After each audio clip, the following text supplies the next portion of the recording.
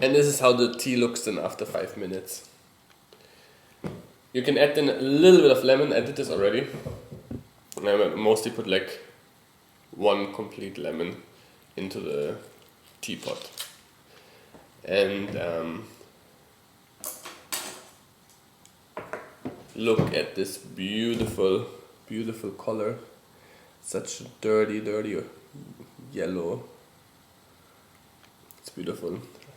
I said red before, that the saffron colors the tea red, but of course that was a little mistake of mine. It's a beautiful color of yellow. Not that you think that I'm colorblind. So I fetched the pieces of ginger out. And the longer the wait, the more spicy it gets, which is quite nice. It's really nice in the morning.